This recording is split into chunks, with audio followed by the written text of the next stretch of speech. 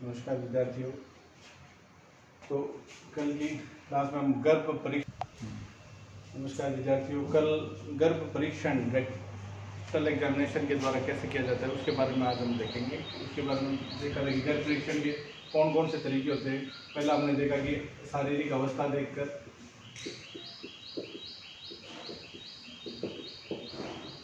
तो इसमें हम एक तो एब्डोमिनल डेवलपमेंट कितना होता है, मतलब कि जैसे एडवांस प्रेगनेंसी के अंदर गर्भावस्था के जब अंतिम दिनों के अंदर एक तो क्या कि पेट जो है वो बढ़ा हुआ दिखेगा।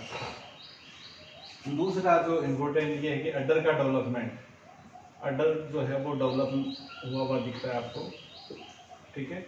और ये जो है हिफर्स के अंदर, जो पहली बार जो रहने वाली जो हिफर्स हैं, बछड़ियाँ हैं, उनके अंदर ये चीज़ बहुत ही यूनिक आपको दिख जाएगी। ये चौथे पाँचवें महीने के बाद में, जैसे गर्भावस्था के 4-5 महीने के उपरांत धीरे धीरे अडर का डेवलपमेंट आपको दिखना स्टार्ट हो जाएगा। तो उससे आप अंदाज़ा लगा सकते हैं कि भाई ये पशु गाभिन है, ठीक है।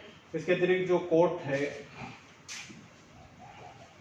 बॉडी जो कोट है, उसमें भी क्या होता है, ये शाइनिंग जो है वो थोड़ी सी बढ़ जाती है, बॉडी कोट में शाइनिंग बढ़ जाती है, ठीक है। तो ये भी आपको ध्यान रखना है, कोट के अंदर शाइनिंग बढ़ जाती है।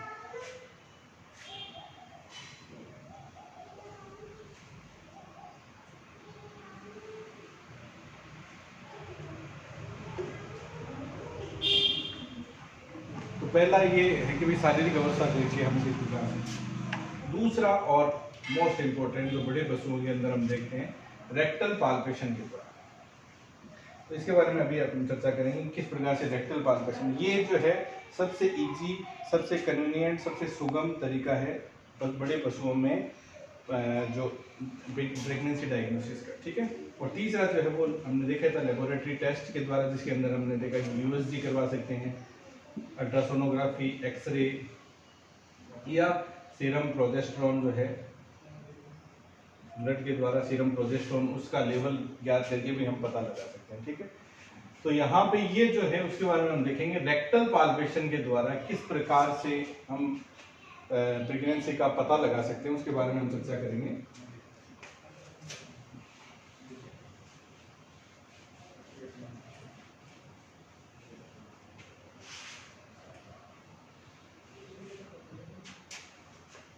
रेक्टल पाल्पेशन,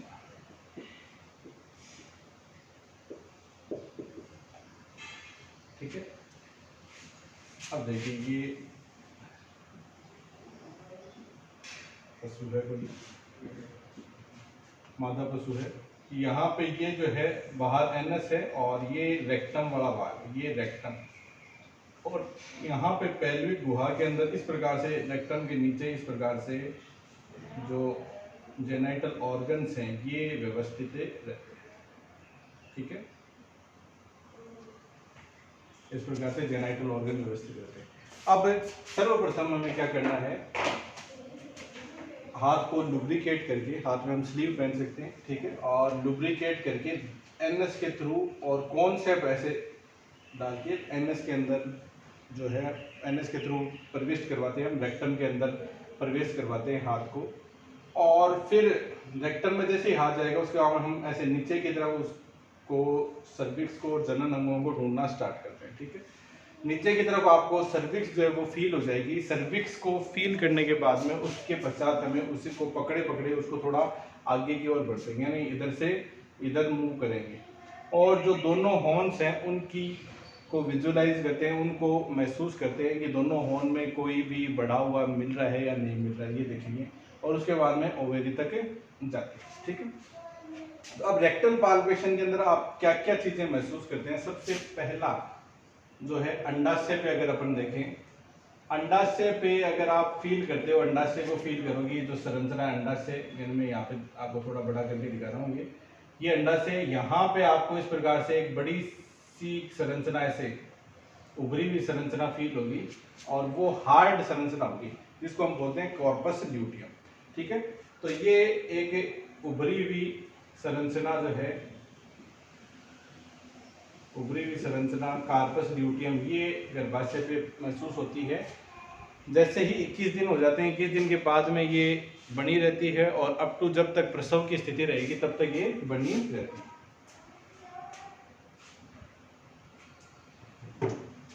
इसके पश्चात हम बात करें फिर गर्भाशय के अंदर। गर्भाशय हॉर्न जो है वो किस प्रकार से आपको महसूस होते हैं उनके बारे में हम देखें, और वो इम्पोर्टेंट चीज़ है, आप ध्यान रखें।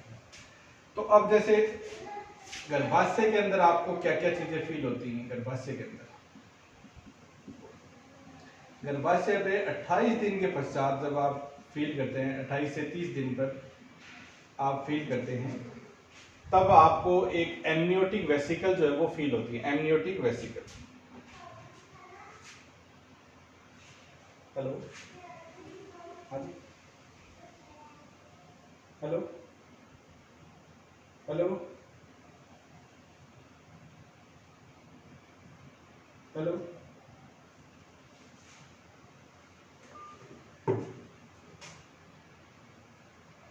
तो गर्भाशय पे 28 से 30 दिन पे आपको एक संरचना फील होगी जिसका नाम है एमनियोटिक वेसिकल। ये ध्यान रखना आपको, एमनियोटिक वेसिकल।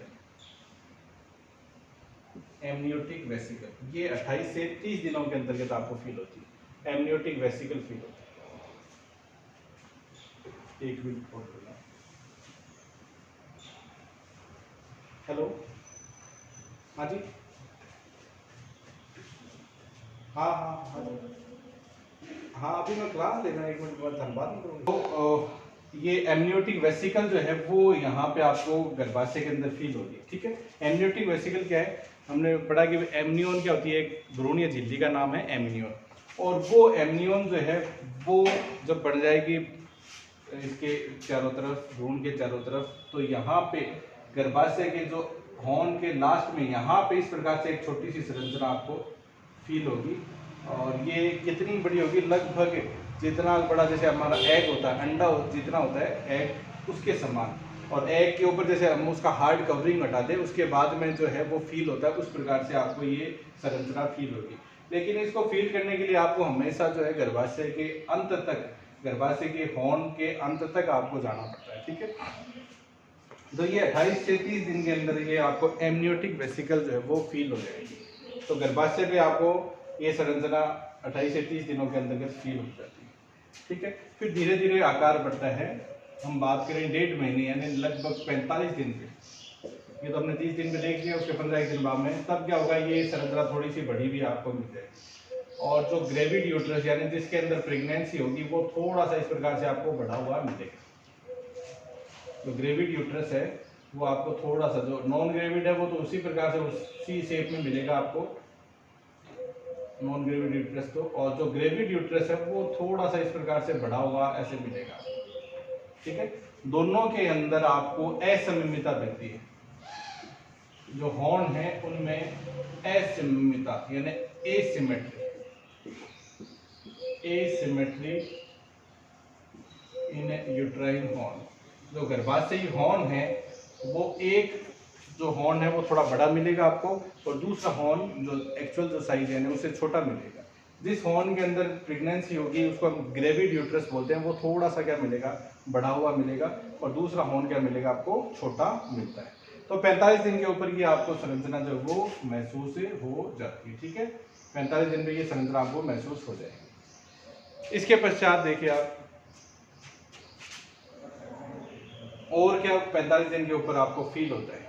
यहाँ पे आपको एक जो फील होगी वो है फीटल मेम्ब्रेन स्लिप। ये बहुत ही इंपॉर्टेंट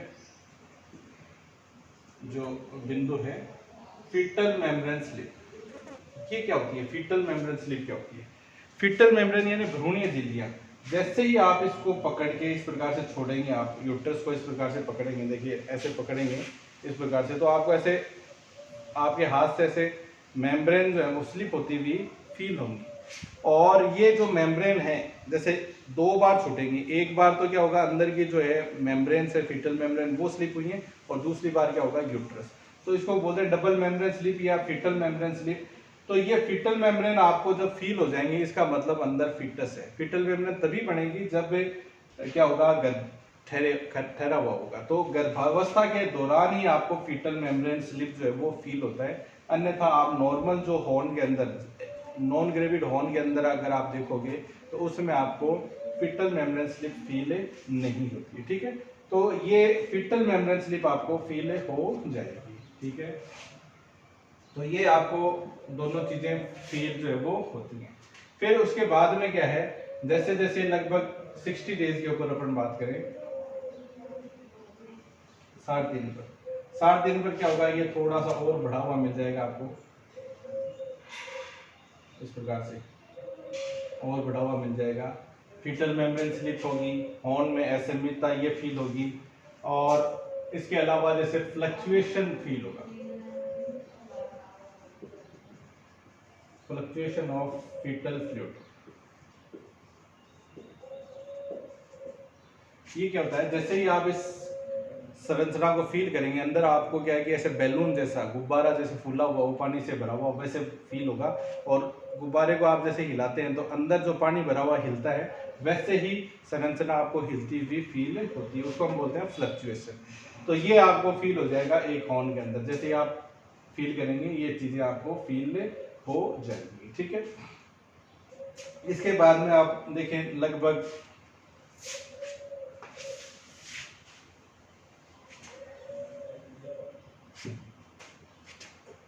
75 to 90 डेज, यानी 80 से 85 दिन के ऊपर क्या फील होता है। 80 से 85 दिन पे एक तो संरचना आपको फील होगी, ये तो हो ही नहीं है आपको, जैसे बढ़ा हुआ हॉर्न जो है वो बढ़ा हुआ मिलेगा आपको, फीटल मेम्ब्रेन स्लिप भी फील होगी, fluctuation of fetal fluid feel होगा। इसके अलावा और क्या संरचना आपको फील होती है 2.5 महीने के बाद में, एक तो है विरिंग ऑफ मिडल यूट्राइन आर्टरी।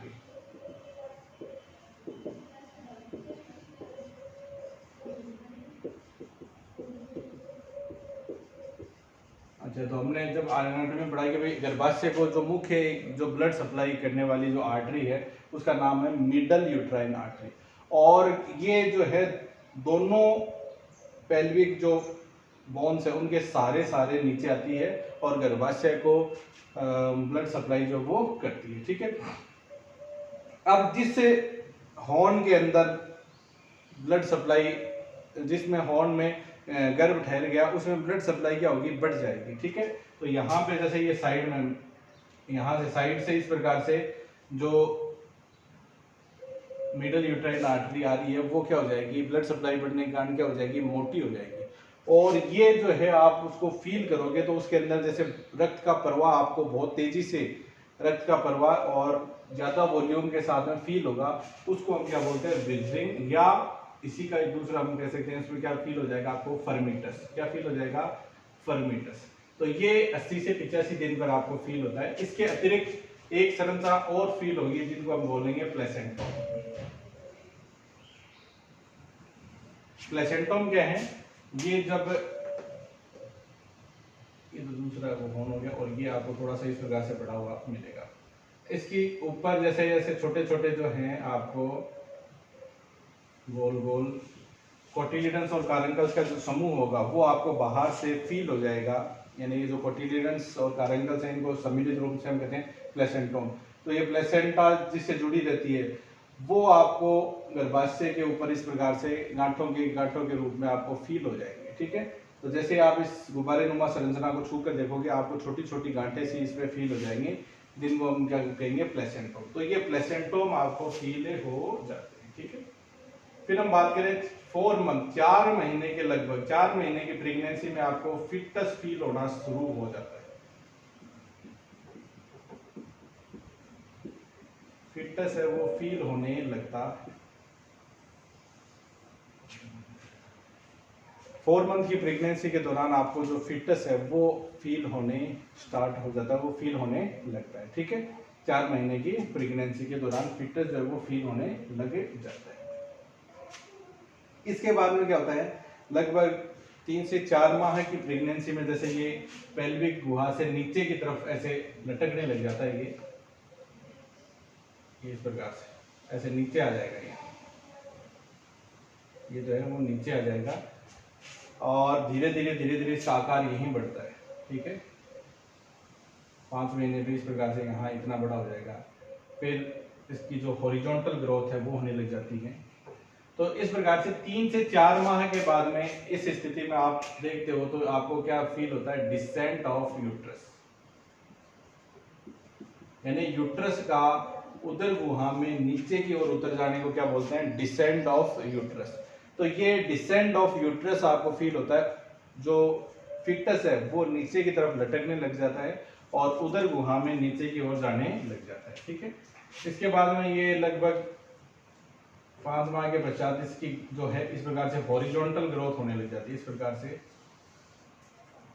ये उदर गुहा में बढ़ने लग जाता है। ठीक है, तो 5-6 माह की प्रेगनेंसी के दौरान जब आप देखते हैं तो वहाँ पे आपको इस पेल्विक भाग के अंदर आपको कुछ भी फील नहीं होगा, यहाँ पे कुछ भी फील नहीं होगा। ऐसे लगेगा है कि रस्सी की सहायता से अंदर कोई भार लटकाया गया हो, इस प्रकार से आपको जो सर्विक्स और जनन नाल है वो फील होगी। ठीक है, और फिर आप उसकी सहायता से आगे बढ़ेंगे। ठीक है, क्योंकि नॉर्मली आप जब हाथ यहाँ तक डालते तो यहाँ तक हाथ जाएगा तो आपको पूरी चीज़ें फील हो जाएगी, मतलब ये जब 3 माह की प्रेगनेंसी हुई। लेकिन जब 5 माह की प्रेगनेंसी होगी तब तक यहाँ तक हाथ आने में भी आपको क्या है, ज़्यादा फील नहीं हो पाएगा, आपको ज़्यादा हाथ अंदर इंसर्ट करना पड़ेगा। तो ये डिसेंट ऑफ यूट्रस जो वो होने के कारण से आपको आगे जो संरचना है वो नीचे की ओर आगे की ओर चली जाती है। ठीक है, फिर लगभग 7 माह की प्रेगनेंसी के अंदर वापिस जो फिटस है वो अपनी ग्रोथ कर लेगा और ऊपर की ओर यहाँ पे आपको फील हो जाएगा। इस प्रकार से फिटस जो है वो यहाँ पे आपको फील हो जाता है। जैसे ही आप हाथ इंसर्ट करेंगे आपको उसका हेड या कोई भी एक्सट्रीमिटी जो है वो आपको उसकी फील हो जाएंगे, उसकी पैर से ये संरचना जो है वो आपको फील हो जाते हैं 7 माह की प्रेगनेंसी में। और धीरे धीरे जैसे जैसे आकार बढ़ता है ये इसकी तरफ आने लग जाता है। लगभग 8-9 माह की प्रेगनेंसी में आप जैसे ही हाथ इंसर्ट करोगे वहीं पे थोड़ा सा आगे ही आपको उसकी एक्सट्रीमिटीज जो है वो फील हो जाएंगी। तो ये विभिन्न अवस्थाओं के दौरान क्या क्या संरचनाएं आपको फील होती हैं प्रेगनेंसी डायग्नोसिस में। जब हम रेक्टल पाल्पेशन के द्वारा प्रेगनेंसी डायग्नोसिस करते हैं तो क्या संरचनाएं फील होते हैं, ये हमें ने इसकी चर्चा की।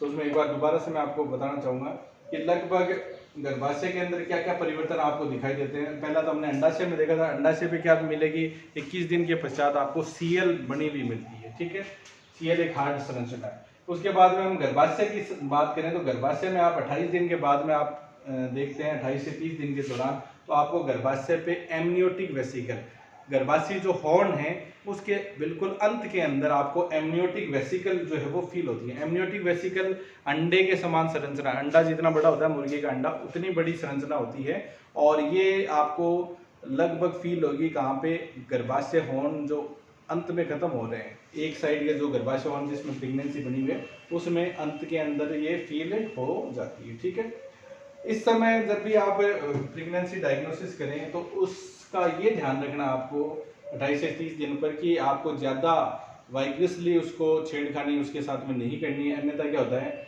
उसके एब्जॉर्प्शन का खतरा रहता है और एबॉर्शन हो सकता है। ठीक है, तो ये 28 से 30 दिन पे आपको एमनियोटिक वेसिकल फील हो जाती है। लगभग 45 डेज के ऊपर यानी 1.5 माह की प्रेगनेंसी के ऊपर आप जब फील करते हैं तो दोनों जो हॉर्न है उनमें थोड़ी सी एसिमेट्री आपको फील हो जाती है, असममितता, यानी एक हॉर्न थोड़ा सा बढ़ा हुआ मिलेगा, दूसरा हॉर्न छोटा है। क्योंकि बढ़ा हुआ क्यों मिलेगा, जिस हॉर्न के अंदर प्रेगनेंसी होगी वो थोड़ा बढ़ा हुआ मिलेगा और दूसरा हॉर्न छोटा मिलेगा। तो ये एसिमेट्री ऑफ यूट्राइन हॉर्न्स आपको फील होती है। इसके अलावा फीटल मेम्ब्रेन स्लिप, जैसे ही आप यूट्रस को ऐसे पकड़ के ऐसे छोड़ते हैं इस प्रकार से, उसको पंच करते हैं इस प्रकार से, तो फीटल मेम्ब्रेन जो है वो स्लिप होती हुई आपके हाथ से छूटती हुई फील होगी। पहली बार फीटल मेम्ब्रेन और फिर देन यूट्रस, इस प्रकार से आपको डबल मेम्ब्रेन स्लिप जो है वो फील होता है।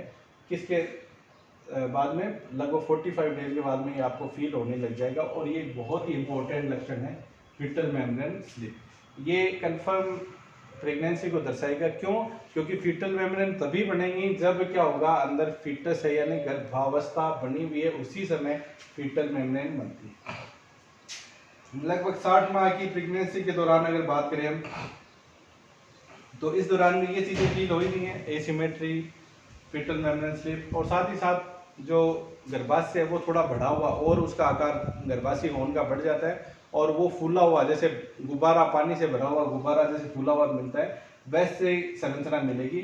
और उसको थोड़ा बहुत जैसे ही आप ऐसे हिला के देखते हैं तो अंदर जैसे पानी हिलता हुआ गुब्बारे के अंदर फील होता है, वैसे ही संरचना आपको फीटल फ्लूइड जो है वो आपको हिलता हुआ उस विट्रियल फ्लूइड का फ्लक्चुएशन जो है वो आपको महसूस हो जाएगा। ठीक है, इसके बाद हम बात करें, हम लगभग 2.5 से 3 महीने की यानी 80 से 85 दिन के ऊपर आपको एक तो जो मिडल यूट्राइन आर्टरी है जो गर्भाशय को रक्त की आपूर्ति करती है उसको मिडल यूट्राइन आर्टरी कहते हैं। वो मिडल यूट्राइन आर्टरी गर्भाशय की रक्त आपूर्ति बढ़ जाती है तो मिडल यूट्राइन आर्टरी थोड़ी मोटी हो जाती है और उसमें रक्त का प्रवाह बढ़ जाता है। क्यों? क्योंकि जिस हॉर्न के अंदर गर्भ है, शिशु है, फीटस है, उस हॉर्न को ज़्यादा रक्त आपूर्ति की आवश्यकता पड़ती है ताकि शिशु का विकास हो सके, उसकी ग्रोथ के लिए ज़्यादा रक्त आपूर्ति करनी पड़ती है। तो ये मिडल यूट्राइन आर्टरी थोड़ी सी एनलार्ज हो जाती है और उसमें ब्लड फ्लो बढ़ जाता है। वो ब्लड फ्लो आपको महसूस होता है, उसको हम ब्रीदिंग या उसको क्या बोलते हैं, उन ब्लड फ्लो, बढ़े हुए ब्लड फ्लो को महसूस करने को हम बोलते हैं फर्मीटस। तो ये फर्मीटस जो है वो आपको फील हो जाएंगे मिडल यूट्राइन आर्टरी में। ठीक है, और दूसरा जो है, जैसे ही आप गर्भाशय की संरचना के ऊपर हाथ फिरा के देखते हैं तो वहां पे आपको छोटी छोटी गांठें जो हैं वो भी आपको महसूस हो जाएंगी। उन गांठों को हम क्या बोलते हैं, प्लेसेंटम। और वो एक्चुअली क्या है, कोटिलिडन्स और कारेंकल्स का जो जोड़ है वो होता है प्लेसेंटम कहते हैं उसको। तो ये गांठ के रूप में आपको फील हो जाता है। फिर हम बात करें 4 महीने की प्रेगनेंसी के बाद में, आपको 3.5-4 महीने की प्रेगनेंसी में आप जैसे ही हाथ डालोगे यूट्रस के अंदर आपको फिटस भी फील होने लग जाता है। तो 4 माह की प्रेगनेंसी में आपको फिटस है, उसकी हड्डियां वगैरह आपको फील होने लग जाएंगी। 3.5-4 महीने की प्रेगनेंसी में क्या होता है भाई, जैसे हिफर में 3 महीने पे ही, और ये धीरे धीरे जो है पहलवी गुहा से नीचे जाने लग जाता है, उसको हम बोलते हैं डिसेंड ऑफ यूट्रस। यूट्रस जो है वो उदर गुहा में, पहलवी गुहा के बाद में नीचे उदर गुहा में जाने लग जाता है, जिसको हम डिसेंट ऑफ यूट्रस बोलते हैं। पहले तो यहीं रहेगा इस जगह पे और फिर ये नीचे की तरफ आने लग जाता है। ठीक है, और ये 5-6 महीने में, 7 महीने के बाद में वापस जो है वो फीटस का आकार बढ़ने के कारण ये ऊपर की फील हो जाएगा, जिसको हम क्या बोलते हैं, असेंड ऑफ यूट्रस। यानी यूट्रस का या फीटस का वापस ऊपर की ओर फील होना, उसको हम बोलते हैं असेंड ऑफ यूट्रस। ये 7 माह के बाद में आपको असेंडिंग ऑफ यूट्रस जो है वो महसूस हो जाता है। और 8-9 माह की प्रेगनेंसी में भी जैसे ही आप हाथ डालते हो तो पहलवी गुहा के थोड़ा सा आगे आपको क्या है, फीटस जो वो फील हो जाएगा। तो ये जो है रेक्टल पाल्पेशन के द्वारा, किस प्रकार से आप रेक्टल पाल्पेशन द्वारा हम जो प्रेगनेंसी डायग्नोसिस है वो किस प्रकार से कर सकते हैं। तो ये बड़े पशुओं के अंदर, जैसे गाय भैंस के अंदर, वहाँ पे हमने देखा कि हम उनको किन किन संरचनाओं को, जैसे अंडाशय, गर्भाशय, उनको फील करके और पता लगा सकते हैं हम हाथ के सहायता से, हाथ के पोषण के द्वारा, कि पशु प्रेग्नेंट है या नहीं है।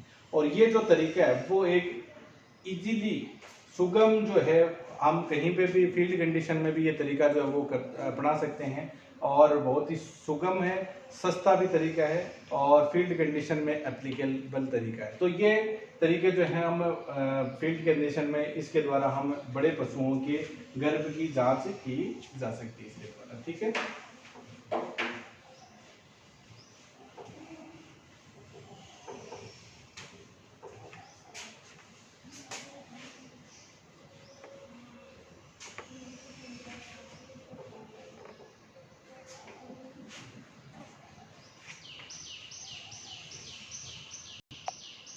साथ हम जो असामान्यताएं हैं उनके बारे में, हम विभिन्न असामान्यताओं के बारे में चर्चा करेंगे। ठीक है, जैसे हमने कल भी आपको मैंने थोड़ा सा ब्रीफ अप किया था कि भाई अगर पशु जो है प्यूबर्टी के बाद में आने के पश्चात भी हीट में नहीं आ रहा है, ठीक है, हीट में नहीं आ रहा है, जिसको हम बोलते हैं एनिस्टस की स्थिति हो सकती है। और हीट में आने के बावजूद भी पशु जो है ज्ञापित नहीं ठहर पा रहा है, रिपीट ब्रीडिंग की स्थिति है, ज्ञापित ठहर गया तो गर्भावस्था के दौरान भी कई बार कुछ एक्सीडेंट्स हो जाते हैं, कुछ असामान्यता हो जाती हैं, जैसे कि मम्मीफिकेशन है, मैस्टिलेशन है और एबॉर्शन हो जाता है। इसके अतिरिक्त प्रसव के समय भी कुछ असामान्यताएं, जैसे कि डिस्टोकिया हो सकता है, या फिर रिटेंशन ऑफ प्लेसेंटा हो सकता है, या प्रोलेप्स की स्थिति हो सकती है, यूट्राइन प्रोलेप्स हो सकता है, या उसके बाद में आरओपी या डिस्टोकिया के बाद में इन्फेक्शन हो सकता है, मेट्राइटिस, एंडोमेट्राइटिस, सर्विसाइटिस, वेजिनाइटिस, ये स्थितियां पैदा हो सकती हैं। या कुछ वेनेरियल डिजीजेज हैं जो कि नर से मादा के अंदर या मादा पशु से नर के अंदर फैल सकती हैं, तो उनके बारे में भी हम यहाँ पे चर्चा करेंगे। ठीक है, तो इनको 1 बाय 1 हम नेक्स्ट क्लासेज में एक एक हम डिस्कस करते रहेंगे। ठीक है, धन्यवाद।